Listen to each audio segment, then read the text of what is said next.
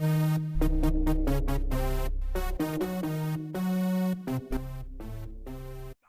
back, ladies and gentlemen, to the show that's all about con artist parroting puppet playboy scum on top. It's the Vinnie Eastwood Show. It's the lighter side of genocide, because in a world so full of chaos and madness, if you lose your sense of humour, you'll go frickin' nuts. It's the show that goes where others fear to tread, where we talk about those things that everybody knows about, allegedly knows about, the things that will scare the living William Shatner out of you, and also some very, very weird and spooky, strange things indeed that you may not even believe had you not looked at the yourself. Today, a very special guest indeed. I think he sounds like he's got a Canadian accent of some kind. It's Donald Marshall. Welcome to the program. Hello, thanks. Why don't you tell us just a little bit of background about yourself for those who are unaware? Well, have you got a website of some kind? Just the Facebook. Oh, I have a site about these lizards, VRIL lizards. Think VRIL lizards at webs.coms.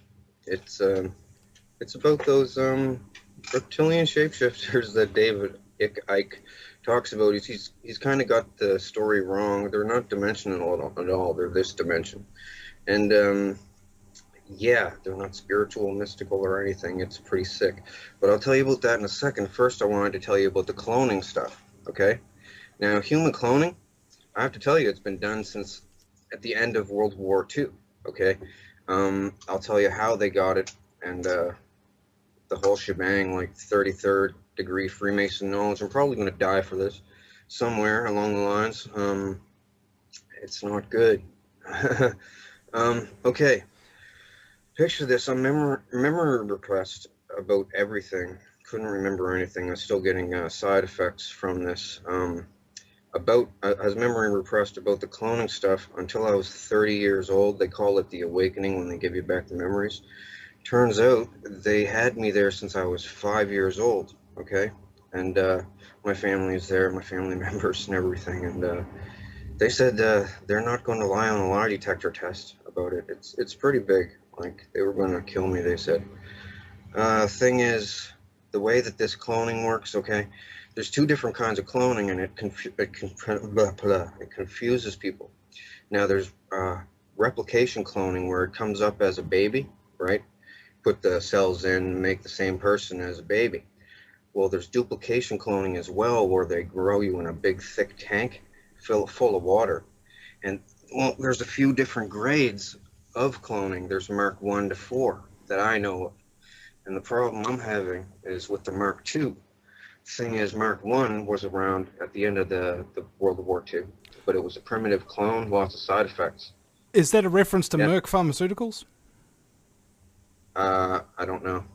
Okay. Anyway, this is even on the net. Before I started blasting on the net about this, somebody said something about the Mark 1 to 4 clones, and the first one being called an organic robotoid, and that's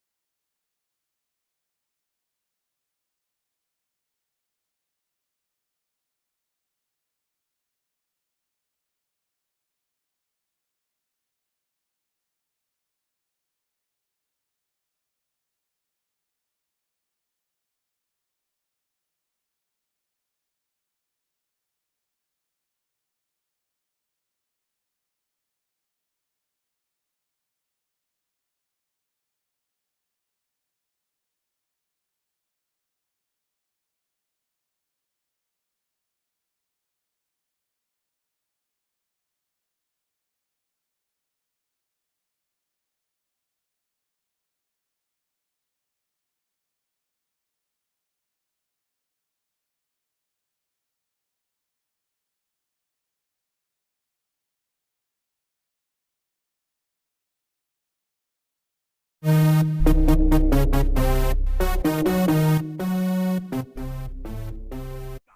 back, ladies and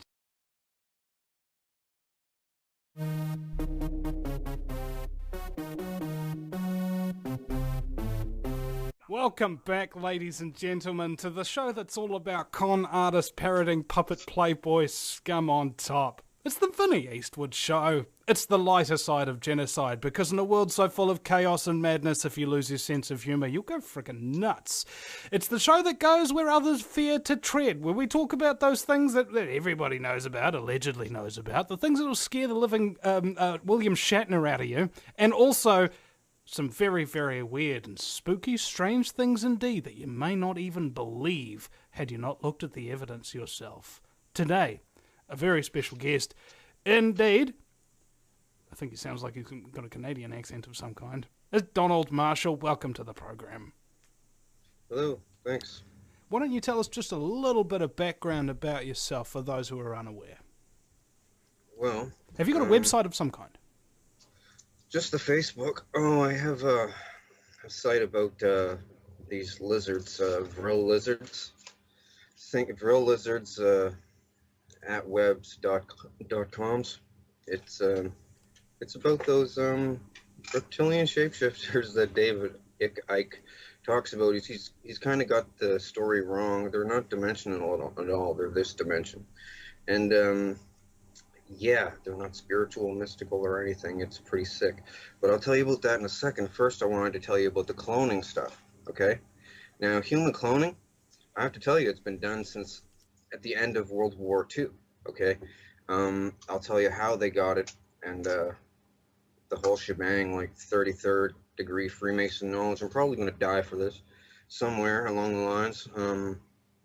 It's not good. Okay. Picture this, I'm memory repressed about everything. Couldn't remember anything. I was still getting side effects from this. I was memory repressed about the cloning stuff until I was 30 years old. They call it the awakening when they give you back the memories. Turns out they had me there since I was 5 years old, okay? And my family is there, my family members and everything. And they said they're not going to lie on a lie detector test about it. It's pretty big. Like, they were going to kill me, they said. Thing is, the way that this cloning works, okay, there's two different kinds of cloning, and it confuses people. Now, there's replication cloning, where it comes up as a baby, right? Put the cells in, make the same person as a baby. Well, there's duplication cloning as well, where they grow you in a big, thick tank full of water. And, well, there's a few different grades of cloning. There's Mark 1 to 4 that I know of. And the problem I'm having is with the Mark 2. Thing is, Mark 1 was around at the end of the World War II, but it was a primitive clone, lots of side effects. Is that a reference to Merck Pharmaceuticals? I don't know. Okay. Anyway, this is even on the net. Before I started blasting on the net about this, somebody said something about the Mark 1 to 4 clones, and the first one being called the organic robotoid. And that's what it was called, even though there's no robotic parts in it at all. Anyway, Mark II is an REM-driven clone, okay? Now, what that means is when you go to sleep, the Illuminati, this is their main form of communication, too. They don't call people on the phone. They don't meet at the Bohemian Grove anymore. Since they got cloning, they meet at the cloning station when they go to sleep. Each of them, I don't know how they do it exactly, okay, or else I'd know how to block it. But they can transfer your consciousness into a clone at the cloning station if they have a clone of you. And they used to have to use a tissue sample from you, or I guess they said the cells from a woman's pap smear is like really rich in the cells to make one of these duplicate clones. They used to use kids' foreskins that were discarded at the hospital that got removed. That's what happened to me. But now they said they've upgraded the technology in the last 10 years, so now they only need blood. What they used to do with the tissue, well, they could also, they used to set this little oil drill looking thing over a person's forearm, strap their arm to a chair. And this drill, it had things on it that opened up, right? it would go in, and when it spun, these things would open up. But then when it stopped, the things would close again. Now this is done. It goes in, comes out, in, comes out, and what it was doing, it has to agitate the tissue. They told me when I was a kid, to a certain degree. I guess, like they said, the easiest way to tell a person in layman's terms about it is, when you have a hangnail and you pull it off, and the white stuff that accumulates inside, and eventually it'll form like a scab and new skin, and it'll grow over. Well, to get that white stuff to really work good, they agitate the tissue a certain amount of times. Now they just agitate blood from like a blood sample even. And yeah, cloning is very prevalent. It's like a secret thing among the like elite. They use it for their crazy stuff. You name it, they've done it. Like jump off cliffs, everything. I know all about it. The thing was, when I was memory repressed, I was seeing other people becoming unmemory repressed, and I hated this place and these people. It's a bunch of scumbags doing nasty things to each other, right? Like, there's privileged ones there, and there's underprivileged ones there, and so people are pretty mean on people. And well, I wanted them to do the awakening on me, so I could go to the cops and get the cops on them. Well, the thing is, they are the cops too. Like, this is the linchpin in how the Illuminati NWO works, because like most of the leaders from the G20 countries go there, about 14 of the G20 countries, and then there's leaders from countries that don't even fit in the G20 that go there too, right? And cloning, it's really normal. Well, Britney Spears made a video about this place, because thing was, to get advertised and promoted and stuff, she had to basically sell her clone, use of her clone at the cloning center. So the thing was, she signed up right away thinking, yeah, sure, I'll be famous. Well, thing is, they wanted to use her every night. Old men and stuff, old men and clones on her, and real people on her clones too.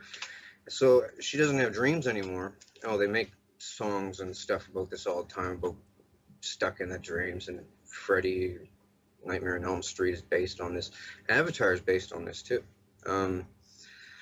They do it all the time, communicate this way, but the thing is, cloning is a flawed technology this way, because your mind isn't the same. You're more, it's kind of like, how, did you ever see Pet Sematary by Stephen King, the movie? Yeah. Where they bury it and they come back whack? Well, they're almost as bad as that, and this is only one aspect of what they do. This is the biggest expose on the Illuminati guys ever, what they do secret, right? Because the thing being, how I know is because I acted very loyal to them when in my 20s, right? Well, the thing was, if you don't act compliant there, they will beat the hell out of your clone, and it hurts just like real life, right? Like this, and they can turn it up to the pain threshold on a remote control. They have everything down, and people are scared to talk about this because of the lizard aspect, and the fact they can just keep cloning you and torturing you and torturing you and torturing you. New body, because they make multiples of people. Some people are grown in the tank with deformities, and they just scrap those ones, throw them in the chipper. But the other ones, they keep them for backup bodies until they wear out the first one. Sex-wise, I'm not trying to be vulgar or anything, but they do a lot of vulgar stuff there.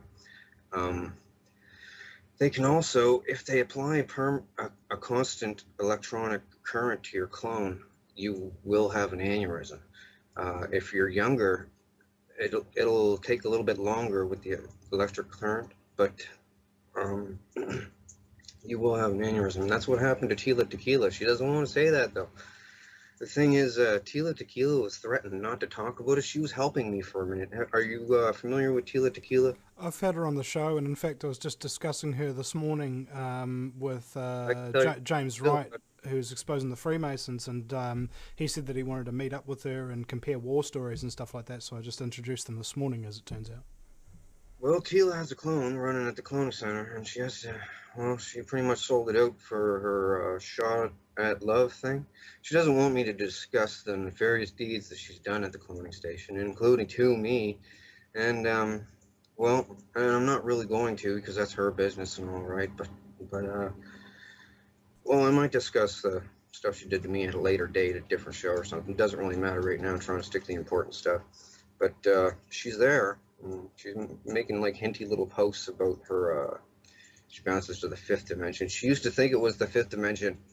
Should they tell people this, right? Because you open up your eyes there. You're like, where the hell am I? And you look at your hands. You're like, did you guys kidnap me? That's what most people say. Am I kidnapped or something? How did I get here? Some people are drugged, so they think that it's a dream, or they're in the astral dimension or astral.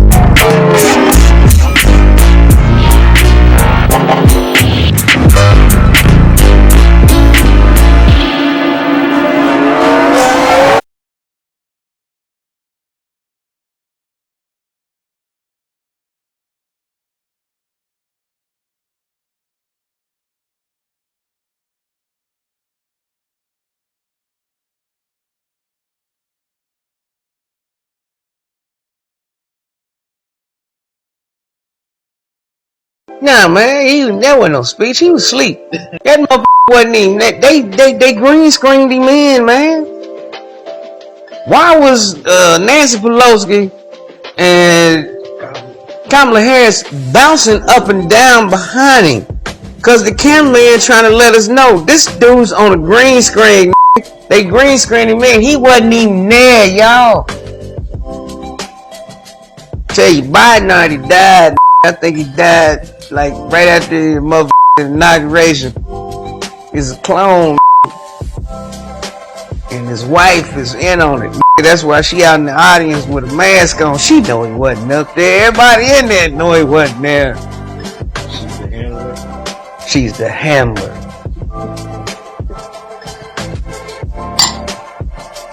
They all the handlers. Yo, you heard of the rapper Kid Boo? Who? Kid Boo. Who's Kid? No, man. Come on. You talking about some young rapper? Yeah. You talking about Kid Boo? Kid Boo. Kid Who? Boo. Hold on. Kid Boo. Boo. Hold on. Wait a minute. Let's just stick with the name. Kid Boo. Boo. Okay. So yeah, he scares a lot of people. It's Kid Boo. So he's claiming he escaped from a phone factory. Well, he named himself Boo, and he's Kid Boo. I think it's not a claim. I think it's a fact. That motherfucker escaped from a clone factory. Now he's supposed to be a clone up. This nigga went on Instagram Live with his phone. Oh, no, I know exactly what you're talking about. It's the, he spelled it B-U-U from Dragon Ball Z. Yeah. Yeah. See, these youngsters that's filming me, they I don't know what the kid B-U-U, but it's Kid Boo. And supposedly Kid Boo went on stage with his clone. Did they look alike? Exactly right. Okay, then. So I take it to be true. Cause if you think cloning ain't real, nigga, you better check your motherfucking driver's license. Might not be you on that picture. What if you ain't you? What if they killed you in your sleep? And your clones downloaded your memories and walking around faking like it's you. See, but those memories dissipate and those clones gotta die, nigga, cause they soulless. You have to keep cloning, and the brain and the tissue, it deteriorates over time to where he died of natural causes. Now y'all killed a motherfucking clone. His clones died of natural causes. How many times did they die? Yeah. August 19th, 1987, a broadcast from the KNBC studios in Burbank, California was taking place. Everything was going as planned, that was until a special guest entered the room. Now, one of the nicest things about shopping by mail order... Pardon me? What is this? A man named Gary Stolman entered the room brandishing a firearm which has been blurred to accommodate TikTok's guidelines. He managed to gain access to the studio by claiming to be a guest of one of the station workers. He pointed the firearm at KNBC journalist David Horowitz and ordered him to read a written statement. When I began receiving disturbing calls from my parents, which led me to believe that something terrible was going on. This statement, prepared by Stolman himself, claimed that his father Max, who worked as the KNBC pharmacist reporter, was, quote, not his biological father, but a clone created by the CIA and alien forces. Despite Horowitz remaining calm, he later stated that he was frightened but remained calm so the situation did not get worse. After the statement was finished, Stolman placed the weapon on the desk and admitted it was an unloaded BB gun after being taken.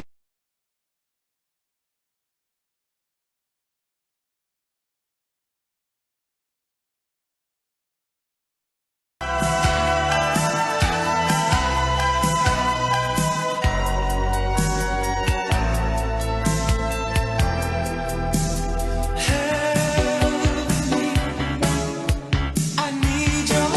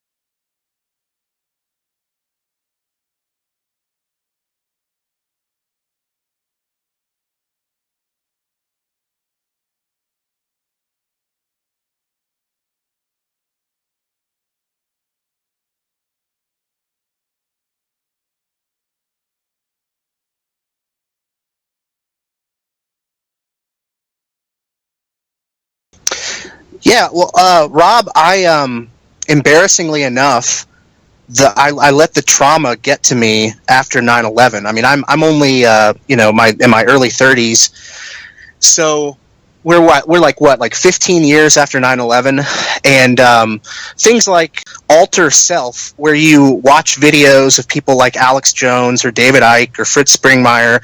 These are the people who have been in my little circle of research forever. But for some reason, it never really clicked for me. I think because of just sheer terror and fear. I think that's what a lot of this stuff is based on, is just it's so overwhelmingly horrific that you repress it. So the time, like when I actually woke up, I was doing some of the most mundane stuff in the universe. Like you said, I was a dishwasher in a kitchen in New Orleans.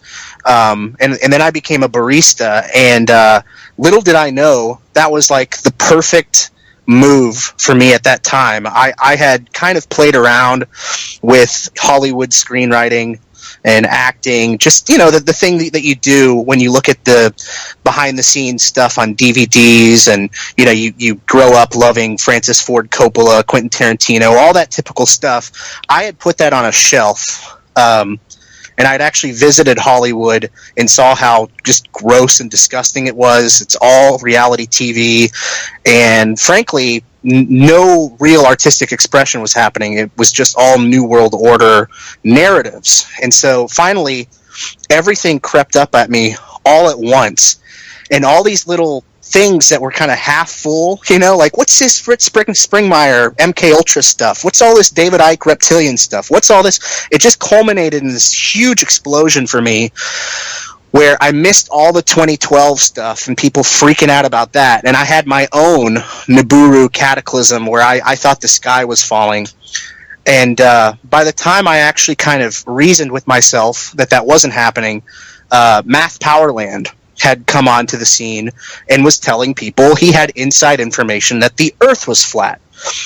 Now, I had just been going out every morning trying to prove to people that a planet was coming, basically at this point for my own satisfaction. If the world ended because of a Nibiru cataclysm, that would have been great, because it would have vindicated me as correct at that point. Like, I had lost so many friends. I was running around like Chicken Little. So Matt Boylan saying, hey, here's this alternative. We live on a flat plane. And I didn't have the same bargaining process that a lot of people do. I'm very empathetic that you are currently, I think you still call yourself a zetetic agnostic, for instance, and a lot of people just have a lot of connections, a lot of, I hate to call it bargaining like I just did, but there's a lot of social factors to talking about this stuff. I didn't have any of that. I was ready to go. I was ready for whatever the next chapter was. I had like a spiritual cataclysm. And so by the time Math was on the scene talking about flat Earth, I just went straight with it. And like you, I made my thing the Dome and the Book of Enoch. And that's basically what I've been doing ever since, is just trying to wake people up out of the deception. Do we live under a dome? Is technology what they tell us? And I think that we do live under a dome, and I think technology is a huge, fat illusion. You know what I mean? Oh, explain that. Technology. Yeah, well, when I was a kid, for instance, not to date myself, but Super Nintendo. Well, no, wait, let's go back before that. Nintendo came out, right? Sega Genesis came out after that, so you upgrade. Then you get your Super Nintendo. At some point, the Game Boy comes out, the Game Gear, you go from Tetris to... B.O.B. had dropped this whole thing about cloning and things of that nature, and I had heard just bits and pieces of people talking about cloning labs and things like that, and my wife was telling me, yeah, have you heard what Jesse Spots did regarding that? And I said, no. And so she was telling me a little bit about it, and then she found some other podcaster that was interviewing this guy, Donald Marshall, I believe it was his name. And I don't know what to make of this guy's testimony. It's bizarre, and yet with my own research and the things that I've looked into, I find it, or at least a majority of it, very likely, plausible, and frankly believable. And when you look at what was going on in World War II and what the Nazis were doing and the various experiments that they were doing on people, I mean, it's horrible, the things that they were doing.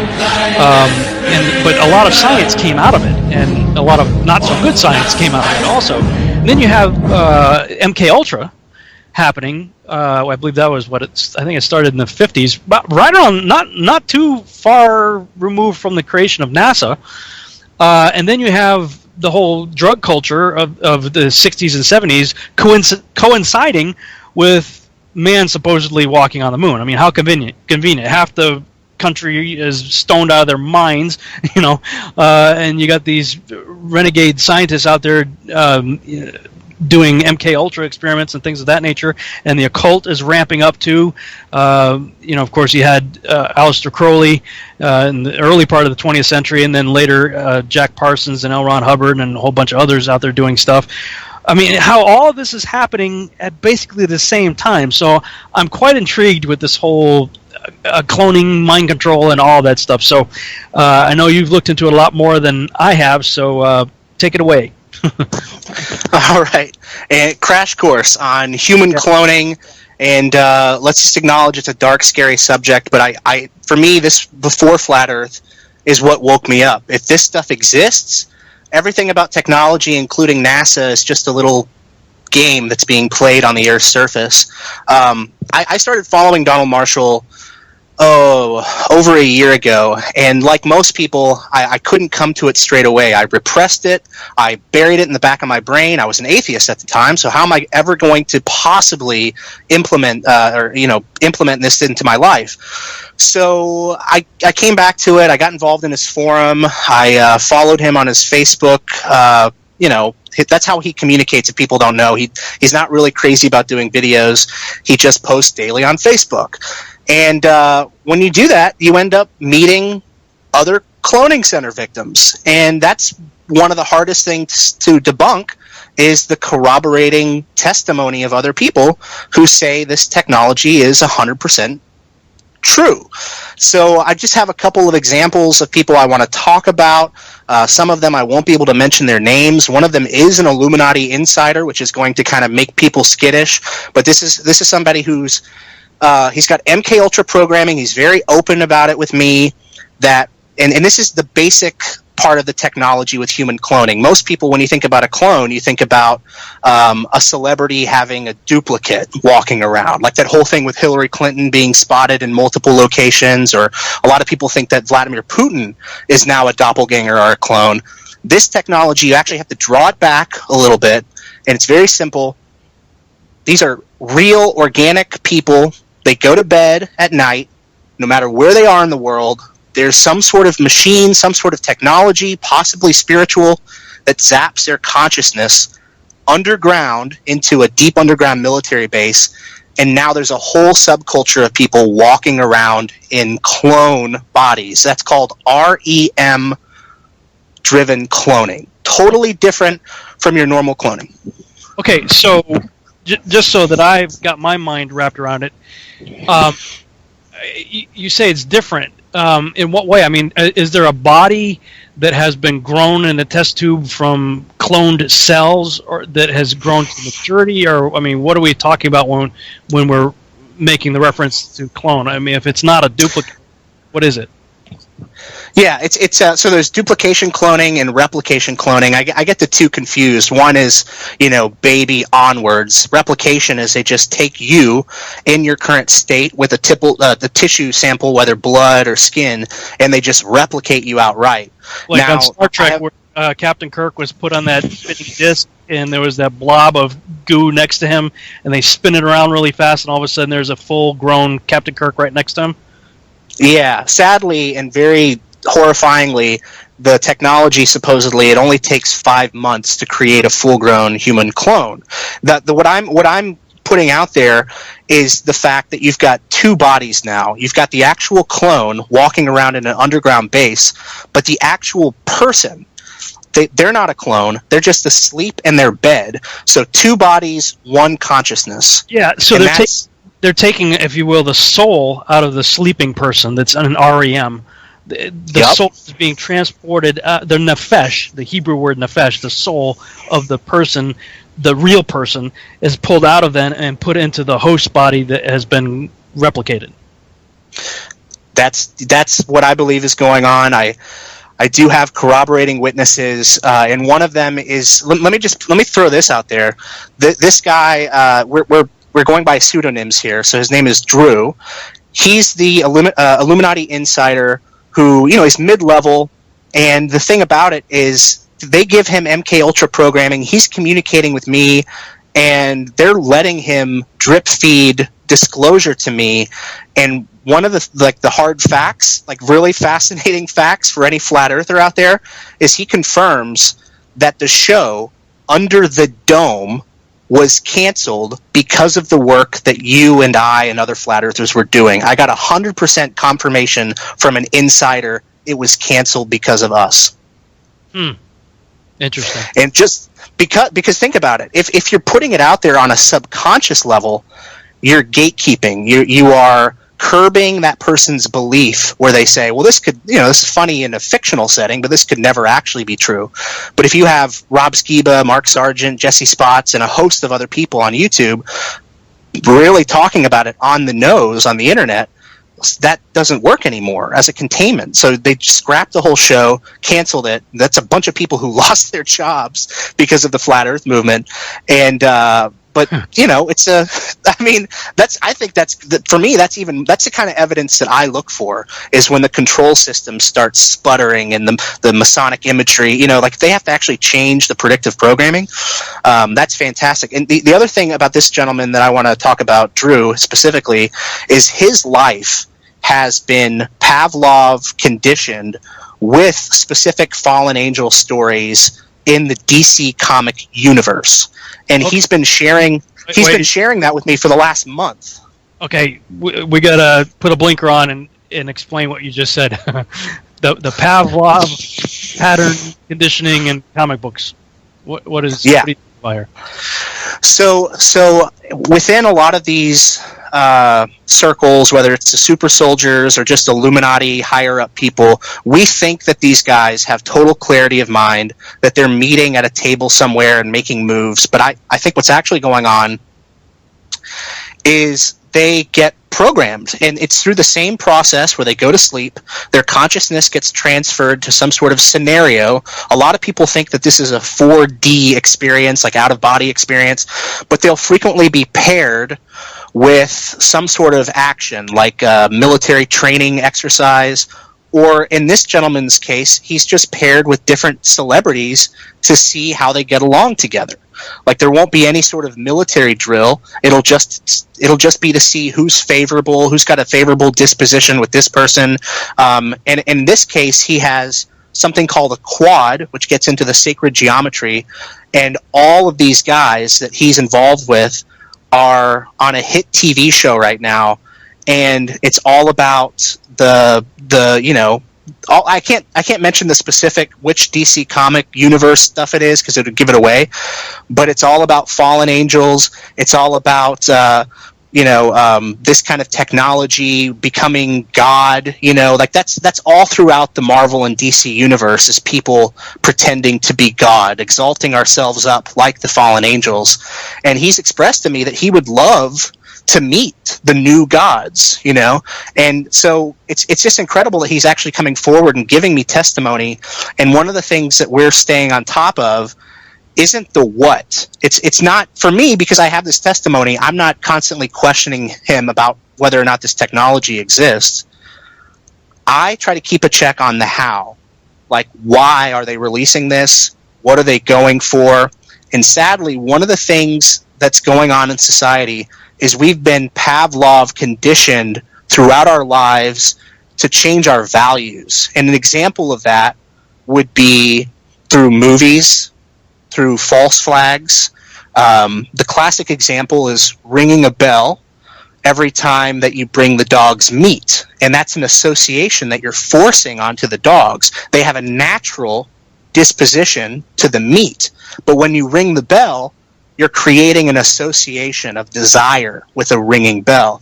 In this case, what they do with false flags, what they do with television, is they pair a fear, like terrorists, with some other Pavlov response, or they pattern desire, like sex. That would be the Disney images with all the sexual, what like sexual organs in Disney movies. That's a good example of Pavlov programming.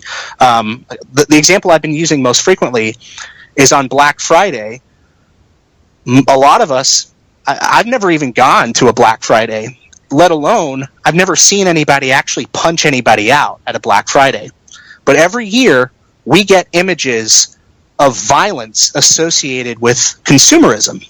And I feel that that's Pavlov conditioning us to be more favorable to other social systems and say we need to get rid of capitalism because it's so violent. But I've never seen violence. I've just seen images of violence from the mainstream media. That's an example of Pavlov programming. You associate, say, violence or sex or something like that with something totally unrelated over time. And they do the same thing while these people are sleeping to condition them towards some sort of narrative. And that's what we're currently talking about, me and Drew. Mm-hmm.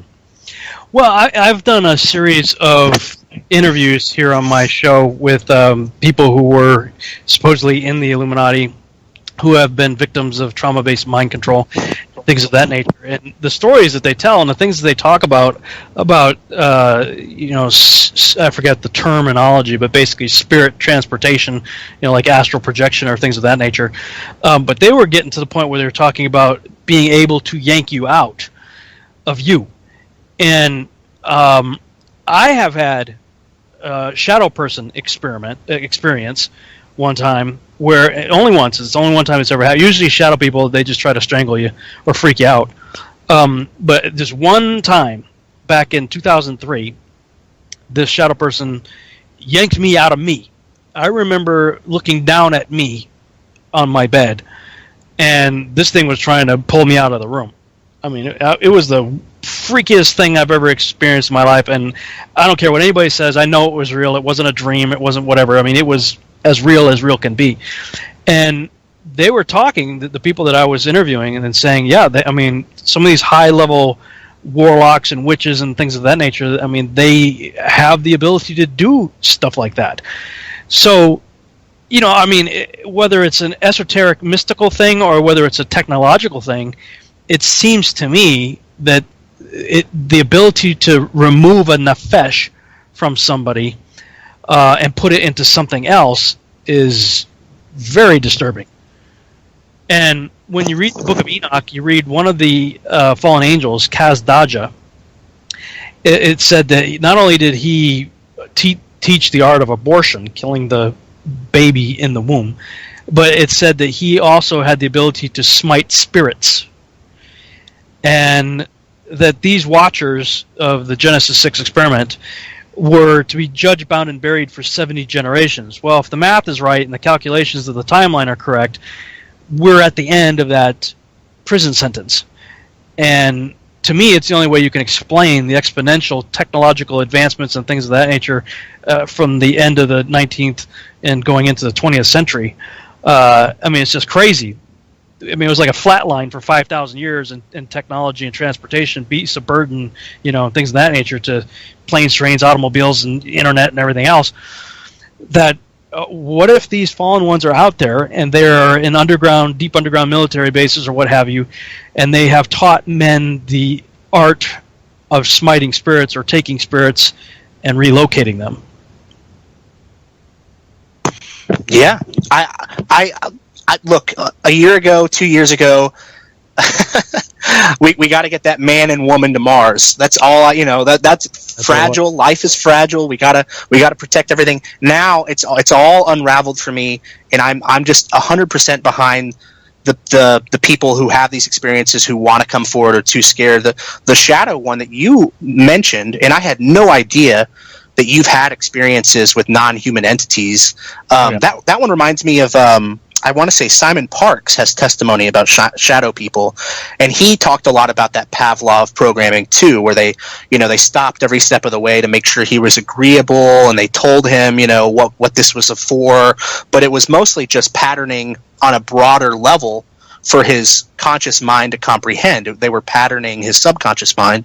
I've met plenty of people now that, look, I don't think it really matters if it's technological up to this point and then it becomes spiritual, or if it was all technology from the beginning. Same thing to me. I personally feel that it is spiritual, and technology is almost like an interface, and we're just catching up to that, like in this sort of simulated flat Earth. But that's exactly what's being described to me with another testimonial that I'm getting from my friend Matt Duke. This is one that people can actually watch on my YouTube channel.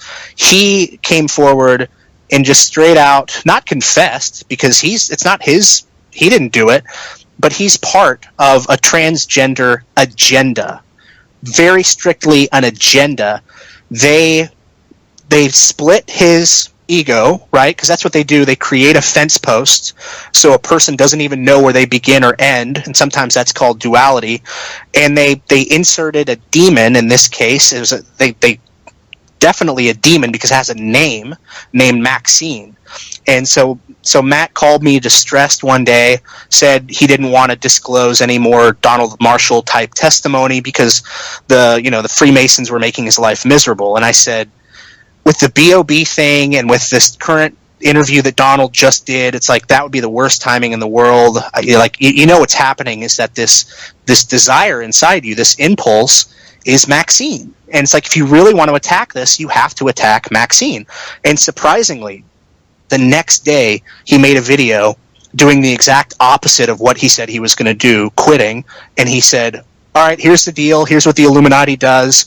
They use kink and shame to control people, and the technology that they used on me was while I'm asleep, like Donald Marshall says, I wake up in a clone body, and they make me more favorable. They give me a more favorable disposition to this agenda. They had him lean close enough to the fire that when he fell in, he no longer could tell where he began and Maxine started.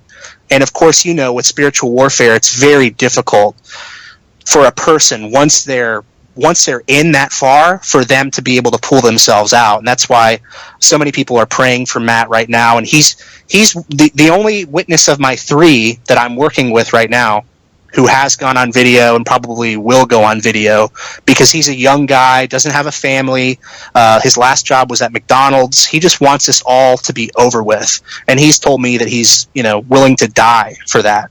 But he came forward and he straight out said that the transgender agenda, he went so far as to say that the gay agenda was part of MK Ultra programming. I'm not comfortable with that testimony. You know what I mean? He far surpassed what I was looking for, and I was just blown away by it. And so I'm hoping to get him in Google Hangouts, get more testimony from him, because of course that would help legitimize. Peter Cochrane Office. 6 ambitious efforts are underway. Morphing man and machine. Consider the work of researchers at British Telecommunications in the area of implanted chips. One project called Soul Capture is trying to develop a computer that can be implanted in the brain to complement human memory and computational skills. Are we controlling the machine, or are they beginning to control us? Why are so many bright people trying to build a machine in a human image? Is that holding back the development of other kinds of technology? Joining us today for a wide-ranging discussion of these and related topics, Dr. Peter Cochrane, Chief Technologist at British Telecom Labs. Below is a transcript of the chat. Moderator at 12:03 p.m. Yet our first guest today is Dr. Peter Cochrane, Chief Technologist for British Telecom Labs. Dr. Cochrane, a celebrated futurist and specialist in human-computer interfaces, leads a team concerned with charting the long-term future of technology, society, and beauty. The team is currently focused on artificial life and intelligent agents and humanized interfaces, as well as the raw technologies of fixed and mobile networks. Dr. Peter Cochrane now joins us live from Madison, Wisconsin. Welcome to the chat. Please begin by simply defining cybernetics. The melding of man and machine, the combining of silicon and carbon minds. Richard Gardner from 137.198.62.49 at 12:03 p.m. At what major advancement do you feel has played the largest role in cybernetic technologies? Dr. Peter Cochrane at 12:04 p.m. Yeah, boy, that is a good question. But I think it has to be large-scale integration of electronics, which has made possible platforms that will support evolutionary software. Their report from 152.163.195.188 at 12:04 p.m. Yeah, Dr. Cochrane, what is your view of the emerging field of effective computing, endowing computers with the ability to sense, evaluate, and respond intelligently to the emotional state of a user? Dr. Peter Cochrane at 12:08 p.m. Yet the thing that distinguishes my laptop from an ant is its total lack of sensory system. In principle, my laptop computer is far more powerful and could be far more intelligent than any hand. But it will never be so until it has a sensory system connecting it to the world in which it exists. Having any computer that links a human in some emotional sense is going to be a very beneficial advancement. Today, two fingers typing at 100 bits per second is a very poor interface to our world. I will be about 100 bits per second as I speak or as I type, but I will be taking in over 1 gigabit per second through my eyes. Unfortunately, my machine does the reverse. When we communicate as a species, emotional bits are the most important. They convey huge amounts of information with just a glance or a slight movement of our body position. If only computers could read this and also do it, how much better our interface would be. Richard Gardner from 137.198.62.49 at 12:09 p.m. That on the Soul Catcher project, what kind of results have your initial testing produced? What kind of progress have you made? Dr. Peter Cochrane at 12:16 p.m. Yet the Soul Catcher project was originated to track the progress of information technology being appended to the outside and the inside of humans in order to look at the implications for networking and telecommunications. We started by looking at external body monitors and repair technology such as hearing aids and direct communication into the human nervous system for the control of prosthetics, and then moved on to look at the implications for intelligent pacemakers, artificial hearts, cochlear implants, and artificial retinas. During the study, there were a number of magical realizations. First of all, engineers and clinicians come with a mindset that says, we have to find the right part of the nervous system to tap for the right input and output signals. This was not the case.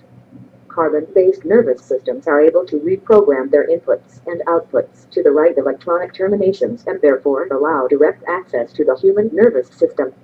To date, the most dramatic and beneficial results of this exploratory work have seen the embedding of microtransmitters into the brains of total paraplegics and have given a few people the ability to communicate directly with a computer by thinking. What they can actually do is move a cursor and select a function on a computer screen. Our technology is like the crystal set radio of 1912, and we are trying to imagine a cellular mobile phone connecting directly to the human brain in a more effective way to capture more intricate thought processes will probably take another 20 to 30 years when our silicon computers will be a billion times more powerful than today. Richard McGuire from tn59.80lt.va.uu.net at 12:19 p.m. Yet are we on our way to becoming Borg? Are we in danger of being assimilated by the collective? I mean the government collective, much like the Borg of Star Trek. Dr. Peter Cochrane at 12:24 p.m. That I think as a species we are in general far too rebellious, irreverent, and individualistic to become the Borg. And in that direction, I see political systems as being far more dangerous than our technology. If we look back on our history, it is difficult to find a single technology that has not been beneficial to mankind until people and politics have become involved. It may be a radical thought, but actually an atomic bomb is an incredible civil engineering tool. If you want to create a gas, oil, or water containment vessel underground, the atomic bomb is an incredibly low-cost means of achieving the objective. But unfortunately, we choose to use them as weapons of war. In complete contrast, the telephone network, broadcast radio and TV, and the internet have brought down and disabled totalitarian states. And I think now literally brings life to people who would have either died at birth or earlier than they would have liked had it not been for communication allowing us to help each other. If I have the choice of dying or subsuming technology into my body, I'd like to live. Andrew from 132.34.248.5 at 12:24 p.m. Get Dr. Cochran. In regards to the melding of man and machine, while technologically we'll probably be able to do it, my question is, ethically, should we do it? Beyond possibly implants to help those with diseases such as Alzheimer's, aren't we at risk of becoming less human? Dr. Peter Cochran at 12:30 p.m. Yet this is all about choice. The reality is we have evolved to live in tribes of 1 or 2,000 people and to meet 3 or 4,000 people in a lifetime. Our skills and abilities are principally those of the hunter-gatherer. But our technological evolution is now millions of times faster than our biological evolution. I already think of my laptop computer as my third lobe. Without the memory capacity that is principally digital, to augment my carbon wetware, which is principally analog, I would be a puny human being indeed. The choices we have to face in the future will go beyond life and death enhancement, where implants literally mean the difference of living and dying. When we have the choice to implant several terabytes of additional memory into our skull, I think the name of the game changes. We have to think carefully about this and what it means. But I suspect it may be less of a threat than those people taking anabolic steroids to enhance their muscles or those people contemplating genetic modification in order to improve their appearance or athletic prowess. It is very strange that people find it acceptable to promote and employ silicone implants and undergo cosmetic surgery while they worry about silicone implants which potentially can save our lives, extend our lives, and amplify our thought processes. I don't think we will become the Borg at all. I think we may become even more individualistic. Dr. Jonathan Nesbitt from 216.192.235.24 at 12:31 p.m. Yet we can't discuss technological developments in a vacuum, nor should we get sidetracked by the marvelousness of it all. We then debate whether we should or shouldn't do something, but we don't ask about who this leads. The soul capture technology will be owned by a corporation who will presumably make it available only to those who can afford to pay. We risk making differences between rich and poor, and between first and third world, even more dramatic than they already are. Why should the money raised from British telecoms ratepayers be used to develop a technology that most of them will never be able to afford? Dr. Peter Cochran at 12:34 p.m. Yet first of all, I agree. But that is the nature of all technologies. Computers are purchased by the rich, and the net result is the technology advances becomes very, very low cost and then available to all. As a corporation, BT has a responsibility to monitor all technologies, experiment, and anticipate the implications for society. If, for example, you had an intelligent pacemaker and desperately needed to get it online in 10 years' time so that adjustments could be made and your health could be checked across the planet, you would be very unhappy to hear that there was no network capacity available.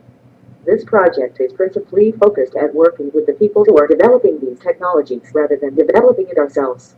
Moderator at 12:36 p.m.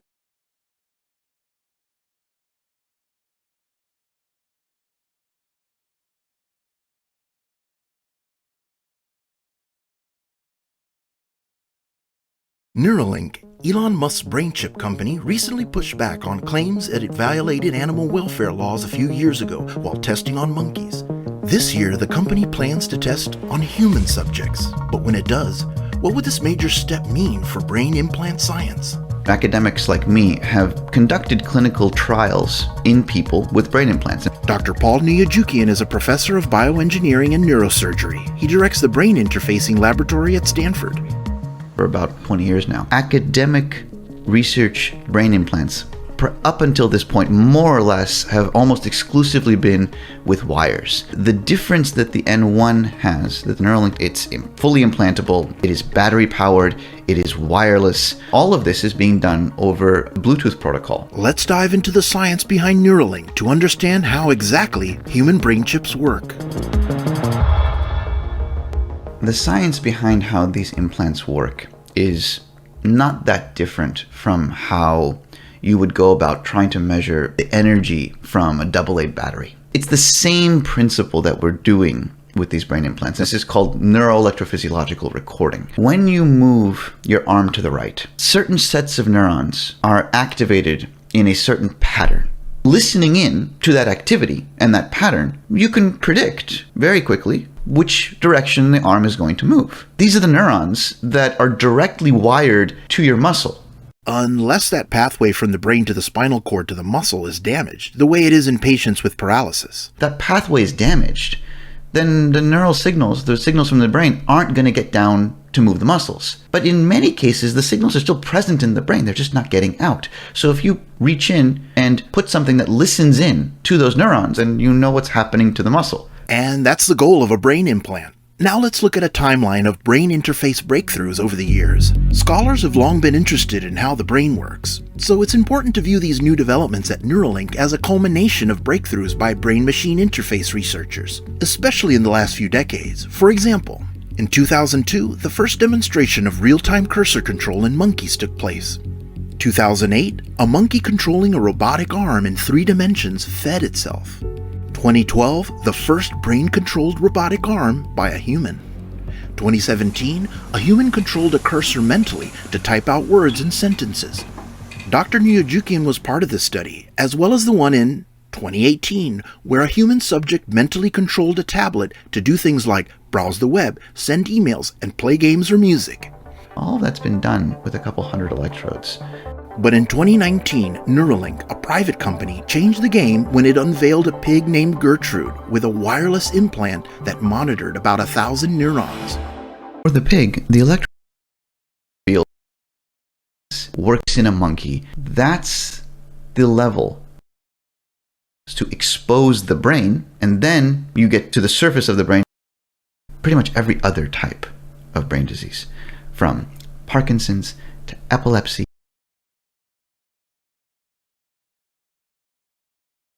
What is it that took this him overall case for REM-driven cloning, the fact that this dirt arena, I don't know if you've heard about the dirt arena, but all 3 of my witnesses have experiences in this dirt arena that most people don't, because they're being messed with either through memory suppression or drugs or like a supposed 4D spiritual experience or alien experience that's either manufactured or something else. Being passed down. Dirt arena, is that what Donald Marshall was talking about? Go figure. The Queen of England and other psychopathic world leaders are indulging in basically modern day gladiator fights and things of that nature. Right.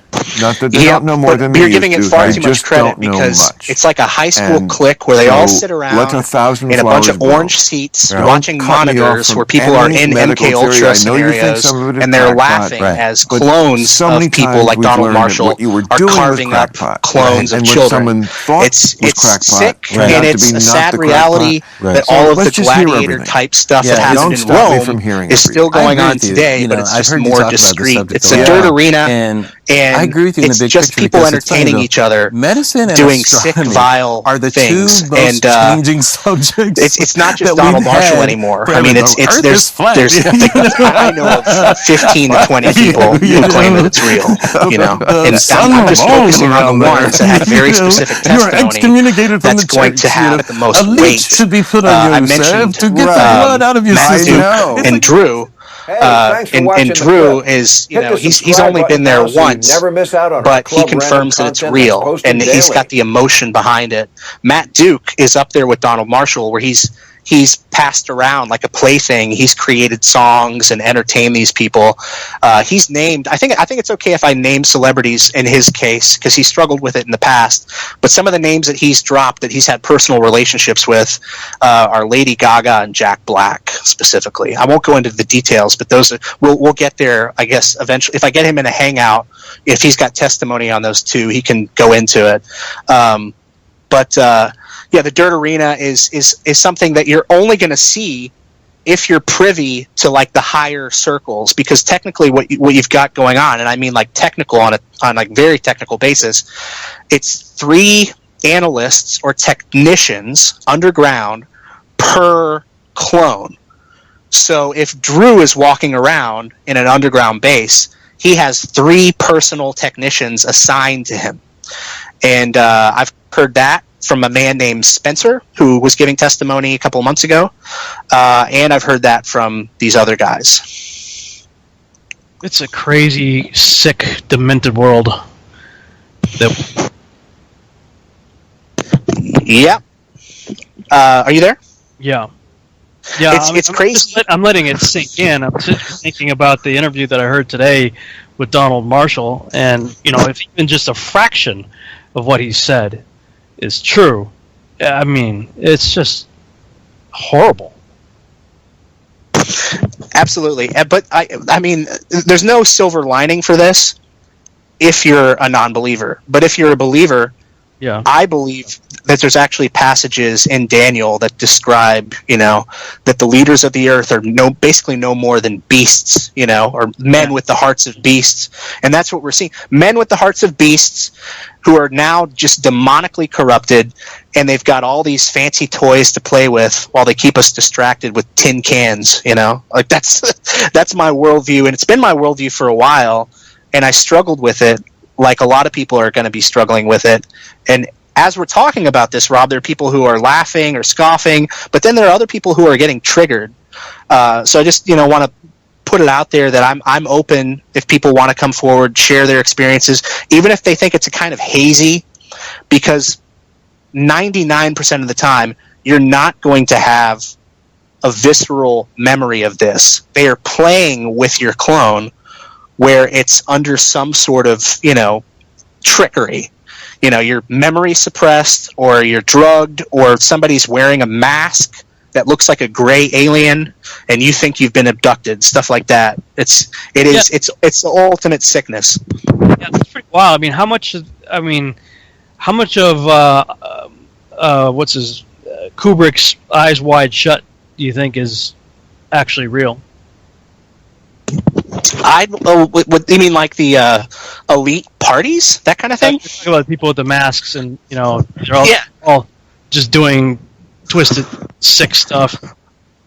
I think it's real, but I think even Kubrick, in exposing it, was again giving them too much credit. I mean, these guys wearing a bunch of cool masks and costumes with Hollywood-looking models. It's like in reality, it's a bunch of just gross, perverted, sweaty clones. Doing nasty stuff between bleachers and an underground dumb base. There might be a vending machine. And the other thing about this is if they wake up in their bed, their clone will just fall on the concrete and bust their arm wide open. So that's why it's a dirt arena, and that's why for the most part these people are just sitting in the stands because they don't want to risk having their clone break again.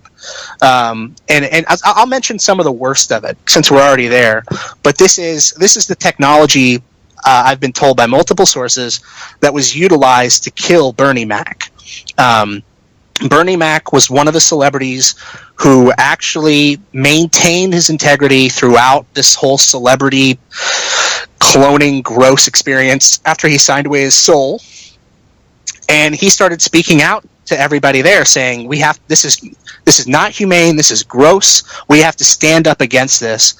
And think about it, once you're in a clone and your real body's sleeping, that's like a filter on top of your human experience. You can manipulate that human experience all different number of ways that no one ever could have otherwise. They can kill a person repeatedly, for instance.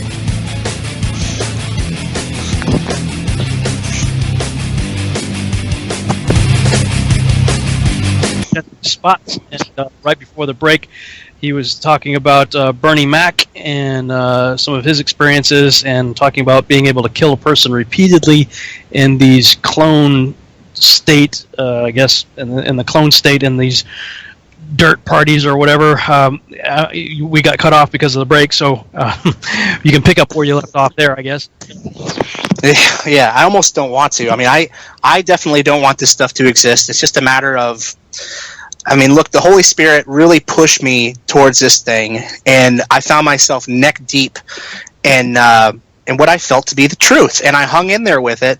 And sure enough, I'm at a point where I have corroborating evidence where I can't deny it. It's hard for me to just kind of, oh, well, today I'm going to do cloning centers, but tomorrow I'm going to research 9/11. You know what I mean? Like, I am well equipped for this deep, dark, scary stuff, and I intend to keep getting the testimony out there about it.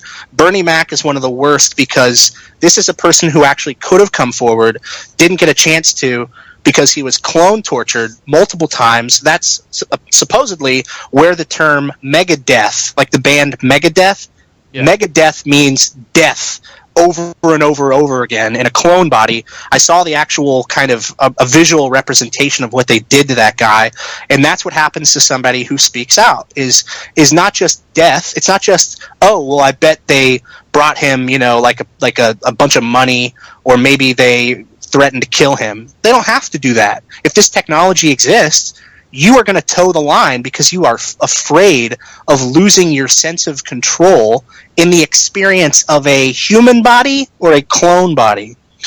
So I like mentioning Bernie Mac because I think just to honor his death and to honor the people who are fighting to get justice for him. What is it that took him so young? Sarcoidosis. It was an autoimmune disease. He actually died, I think, of pneumonia, but it was the autoimmune disease. I think he got pneumonia twice in the hospital. Why did he have an autoimmune disease? It's something, it's this particular one, many black people get it for some reason, kind of like lupus and that sort of thing. It's one of those things. It's not sickle cell anemia, not related to that, but it just happens to be one of those things, like certain cultures are just predisposed just from it being passed down over the years to get certain things. You know, go figure. Yeah, well, or it could also be the food. I don't know.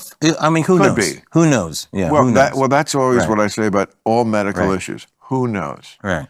Not that they don't know more than they used to. They just don't know much. And so let 1,000 flowers bloom. Right. Don't cut me off from any medical theory. I know you think some of it is crackpot. Right. But so many times we've learned that what you were doing was crackpot. Right. And what someone thought was crackpot turned out to be not the crackpot. Right. So let's just hear everything. Yeah. Don't stop me from hearing everything. I agree with you. You know, I've heard you talk about this subject a lot. Yeah. And I agree with you in the big picture because it's funny, Bill.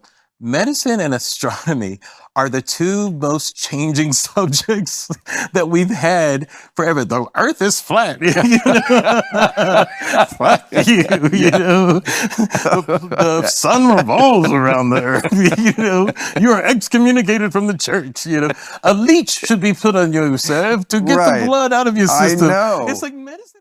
Hey, thanks for watching the clip.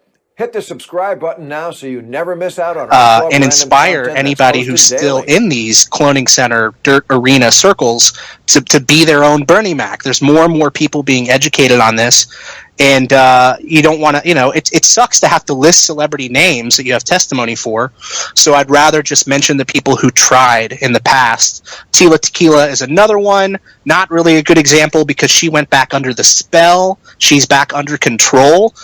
B.O.B., I honestly don't know. I cannot vouch for him that he's 100% independent. I feel that he has got a lot of this Pavlov conditioning, and unfortunately, he might be taking us towards a trap. So everybody has to stay on top of it. And likewise, this Illuminati insider and I, like, we talk on a daily basis about what's going on every night for him. And we can't stop it. We can't stop the drip feed disclosure where we're heading into this madness. All we can try to do is control the tone, try to keep it as serious as possible, because look at what they're doing in comic books, Rob. Look at what they're doing in the movies, in television. They are trying to make cloning just a cool, fun, hip thing for the kids. And if you doubt that, just go look at the show Rick and Morty. I mean, they put some crazy, esoteric, weird technological stuff in that show. They have a show that was based on a comic book called Orphan Black that I'm too afraid to look at because it's blending fact with fiction where you can tell what they're doing. They're not going to wait around for us to say we're disgusted by this. They tried that already with Dolly the sheep in 1997. We were disgusted. They just went and played with their clones, and then they just fed us a bunch of movies. You know, what was that one, Gattaca? There's so many references. Once you have eyes to see it, it's everywhere. Even the Peter Gabriel song, Salisbury Hill, is about him being offered a deal by an eagle, and then he wakes up as a clone in an underground facility. Go look at those lyrics if you don't believe me. It's the dirt. He's talking about the dirt arena, and he can't tell his friends because they'll consider him a nut. It's an eagle who claims to be Jesus, turning blood into wine, or turning water into wine, all that stuff. It's all over the place. So I'm just trying to do my best, and unfortunately, the way I see it is they've got this whole campaign to make it look cute and cool. They skipped our generation, right? And they went for the kids, and they inundated the kids with imagery to make clones a desirable thing. So now I find myself in the middle of a stream trying to figure out how to disrupt something that's been patterned over generations, you know. And the only thing I can think of is that image of people holding up picket signs that says "Stop human cloning," you know, call your senator, try to, you know, sign a petition. But you and I both know that if this stuff is real, nobody's listening or looking at that. We're just this fringe group of people talking about the scary stuff, and the people who are actually doing the scary stuff go on free. I mean, have you ever seen the TV series Dollhouse? No. Well, you might want to check it out if you've got Netflix. And there are other shows like it that have come out since then. But basically, it's this whole idea of, you know, bodies being used for various reasons. You know, plugging in new personalities or what have you. You know, people becoming host bodies and things of that nature.